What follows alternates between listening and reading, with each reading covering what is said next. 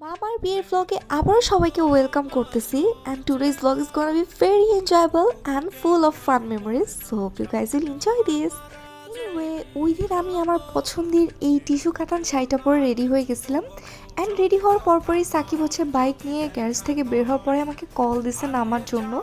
আমরা রওনা হয়ে গেলাম মামার বিয়ের উদ্দেশ্যে। আর মামার বিয়ের ওই দিন ভেন্যুটা ছিল হচ্ছে নিকুঞ্জে, সো আমরা খিলগাঁও থেকে সোজা চলে যাচ্ছিলাম নিকুঞ্জে। আর এইটা ছিল ওই দিনের হাতের ঝিলের ভিউ। আর ওই দিনই মনে হয় লাস্ট ডে ছিল, যেই দিন হচ্ছে এত সানি একটা ওয়েদার ছিল। আমি লিটারলি এখন মিস করতেছি সানি ওয়েদার।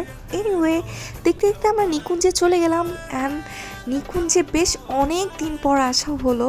আর তারপর সাকিব বাইকটা পার্ক করে আমরা সোজা মামার সাথে উপরে উঠে যাই অ্যান্ড লিফট থেকে নামার পরপরই দেখি মামার শালিগুলো একদমই বসে আছে টাকা আদায় করার জন্য অ্যান্ড গেট ধরে বসে আছে। অ্যান্ড তাদের যে ডিমান্ডের ভাই, মানে আপনারা লিটারালি একটু পরে বুঝবেন তাদের মানে 10-20 হাজার টাকা ডিমান্ড না, তাদের 5 লাখ টাকা ডিমান্ড লিটারালি। এনিওয়ে, আমার মামা নতুন বর সেজে লাজুক মুখে হেঁটে চলে যাচ্ছে শালিদের কাছে। তো শালিরা তো আমার মামাকে আর ছাড়ে না, তারা যেই টাকা ডিমান্ড করতেছিল যেটা একদম বলার বাইরে।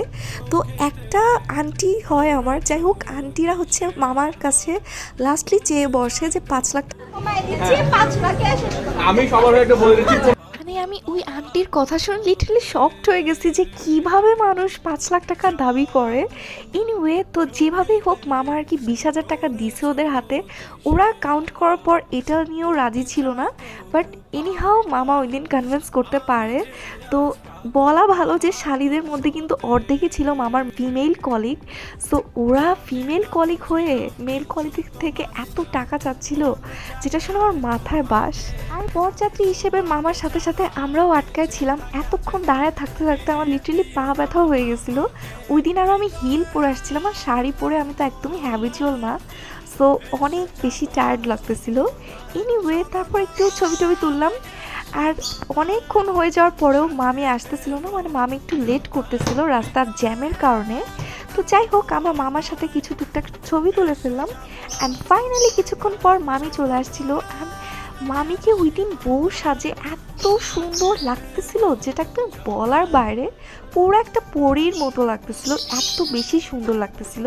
নাউডেজ একটা অনগোয়িং ট্রেন্ডিং চলতেছিল, সেটা হচ্ছে ব্রাইডরা প্যাস্টেল কালার ওয়্যার করতেছিল বিয়ের দিন, যেটা আমার কাছে খুবই ডিসলাইক লাগে। আমি জানি না আপনাদের কার কি অপিনিয়ন, বাট আমি পার্সোনালি এই ট্রেন্ডটাকে খুবই বেশি ডিসলাইক করি। তার মধ্যে আমার মামি রেড কালারই পরছে, এইটাই আমার মনে হয় অ্যাপ্রোপ্রিয়েট কালার ব্রাইড হিসেবে, বিকজ বিয়ের দিন ব্রাইড তো রেডি পরবে, তাই না? এইটাই ঠিক আছে। মাশাআল্লাহ, লাল টুকটুকে বউ সাজে আমার মামিকে অনেক অনেক সুন্দর লাগতেছিল। এনিওয়ে, ওই দিনের খাবারের মেনুতে ছিল মাটন কাচ্চি, যেটা আমার অনেক অনেক ভালো লাগছে ওই দিনের খাবারের মেনু থেকে। আর তার সাথে ছিল হচ্ছে রোস্ট আর চিকেন টিকা কাবাব। তারপর ছিল হচ্ছে আরেকটা সস, মানে সস বলতেছি, এটা হচ্ছে একটা চাটনির মতো, যেটা হচ্ছে কাচ্চির সাথেই সাধারণত সার্ভ করা হয় ঢাকার বিয়েগুলোতে। এনিওয়ে, তার সাথে তো ছিল আনলিমিটেড, কি বলে এটাকে, বোরহানি। মানে আমার এতই খেতে ইচ্ছা করতেছে এডিট করতে যে আমি ঠিকমতো কথাই বলতে পারতেছি না গাইস। এনিওয়ে, তো ওই দিনের খাবারের টেস্টটা যেটা বলার বাইরে, আমি কোনো কথাই বলতে পারতেছি না। মানে লিটারালি আমি দেখতেছি আর মানে আমার খেতে ইচ্ছা করতেছে অনেক। তো যাই হোক, খাবারটা আউটস্ট্যান্ডিং মজা ছিল, যেটা বলবো আমি।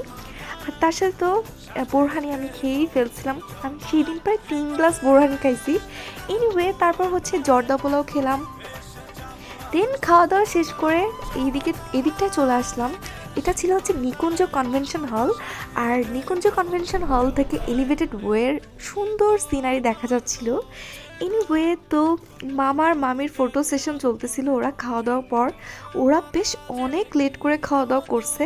দেন মামির সাথে কিছু টুকটাক ছবি উঠায় ফেললাম অ্যান্ড মামিকে হাসলেও এত সুন্দর লাগতেছিল, ওরা আমার নজরই লেগে যাবে। মাশাআল্লাহ, খুবই খুবই সুন্দর লাগতেছিল ওই দিন। যাই হোক, তো এটা ছিল হচ্ছে মালা বদলের পার্ট। আর মামার আমার বন্ধুরা মামাকে জাস্ট কোলে নিয়ে নিছে যাতে মামি কোনোভাবেই মালা না পরাতে পারে। বাট আমার মামিও কম চালাক না, সে হচ্ছে জাস্ট ওয়েট করতেছিল যে কতক্ষণ ধরে রাখতে পারে তার বন্ধুরা।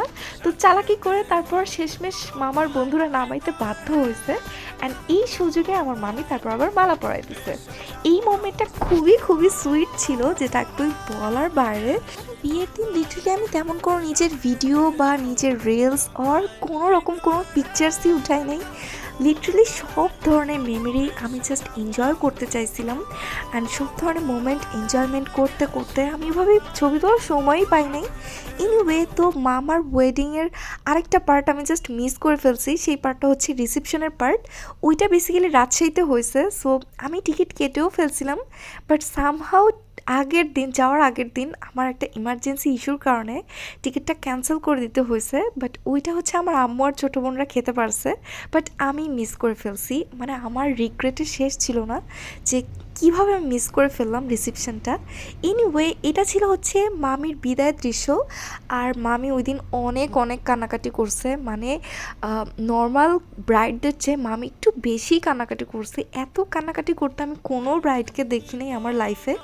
যাই হোক, দেন বিয়ে শাদি খাওয়া দাওয়া শেষে আমরা আবার হচ্ছে আমাদের খিলগাঁওতে ব্যাক করার জন্য প্রিপারেশন নিচ্ছিলাম। দেন সাকিব আবার পার্কিং জোন থেকে বাইকটা বের করে আনে, অ্যান্ড আমি এখানে হচ্ছে শাড়িটাই ঠিক করতেছিলাম যে ঠিক মতো বসতে পারবো কিনা। আর আমি সবসময় ভয়ে থাকি শাড়ি পরে বাইকে উঠলে যে কখন না জানি আমার আঁচলটা চাকার মধ্যে যায়, মানে খুবই হরেবল লাগে এটা ভেবে।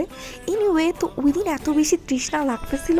কাচ্চি খাইলে এটা নর্মাল যে অনেক অনেক তৃষ্ণা লাগে, বাট আমি ক্রেভ করতেছিলাম আপন কফির, যেটা আমি ছোটোবেলা থেকেই খেয়ে আসতেছি। অ্যান্ড লিটারালি আমি এখনও এখান থেকে মুভ অন করতে পারি না। আপনের কফি আমার forever favourite. Anyway, that's it for today.